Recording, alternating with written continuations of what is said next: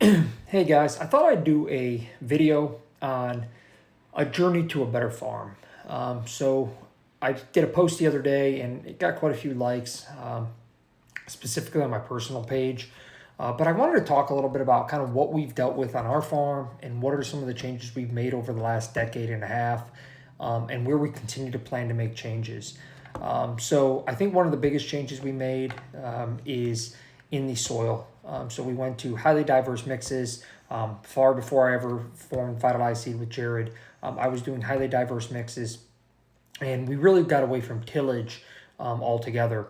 So now it's no secret that now we're doing the Vitalized 1-2 system, and really trying to maximize food throughout the whole year. So obviously in the summer with our Nitro Boost, also feeding the soil, earthworms as you see in this picture, and then all the way up to our carbon load, which is going to feed deer from the time it's planted in August all the way till green up. So improving soil structure has really helped. Also, we're way less susceptible to droughts and things like that, which have really helped us to keep food on the table for wildlife all throughout the year.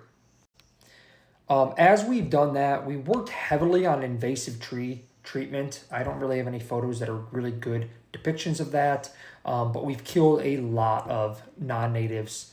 Some of the other things that we've done is heavily focused and leverage our NRCS contracts. So in this image here, you see me felling a very large maple tree. That was actually a triple trunk. It's kind of difficult to see there, but little to no timber value. And we're releasing that for the oaks and poplar that are in that bottom. But by doing so, we're increasing a ton of sunlight through this 17-acre bottom that's giving the deer immediate food. Obviously, you can tell that's in the wintertime. There's no leaves on the trees all the way through spring and summer green up. And that's going to help deer have good natural browse. And this particular area is adjacent to 2 or 3 food plots of pretty substantial size that those deer can then come out of those bottoms from bedding, native browse food, and then obviously eat in our food plots as well to maximize the amount of food that they're eating. Here's just a quick example of what you get after a cut. So as you can see here, really good stump sprouts where the deer are coming in, eating that. Dr. Marcus Lashley's done really, really impressive data or research on that shows the nutrient values within these stump sprouts. Makes sense because you have this huge root system that's now pumping everything back up from the roots into these browsable species. Here's just another quick example. As you can see, the deer are nipping all of the buds off. Again, everything that's coming out of that tree stump is going to be highly nutritious and highly digestible for the whitetail deer. We've also seen a large increase in turkeys as we've done more strategic cuttings. As we've kept fields green, you can see our carbon load here is greening up very, very nice. We've seen a lot more birds and have had opportunities to harvest them. I don't particularly turkey hunt, but I do let some very good friends of mine do turkey hunt, and they've had great success killing some nice toms over the years and seen an increase in birds and activity. On areas where we're not planting our carbon load or nitro boost, again, we want to maximize our ability to feed deer. So we've increased our number of acres in total food. We're up to about 40 acres, 20, 22 twice a year. And then we plant all of our roads. That's probably another, I don't even know how many acres in our clover, oat, chicory blend that we're putting in all of our roads, again, to maximize what we're able to do to feed deer. We always are measuring the amount of browse both on native as well as in our food plots, how much is getting removed relative to how much food we've planted or how heavily we've harvested timber.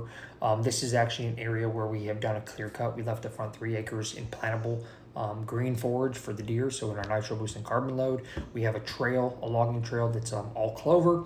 And then on both sides of that 3 acre plus is all clear cut for oak regeneration, which is also a ton of food for deer as well as cover. But based on how much food is getting removed, we are also harvesting does to balance that sex ratio as well as balance the amount of food on the landscape. That's really the thing we're focused on, is food on the landscape. So we want to maximize the number of mouths and number of acres available for the number of mouths that are there so that we can maximize nutrition uptake. So those 2, 3, 4, 5-year-old bucks are reaching their full genetic potential and realizing that's going to take several years to get there, but but you have to start somewhere. And we're starting by now realizing that the deer numbers are a little bit higher than we'd like them. So we're harvesting does based on a lot of observations. And this is just one example of an exclusion fence where I probably would have thought this field was a failure. And just because I don't want this video to go too awful long, you know, we've seen deer numbers increase. So when when we first bought the farm, we had less acreage, but it was hard to see deer. We're now seeing tons of deer, and we've made a lot of changes to make that most effective.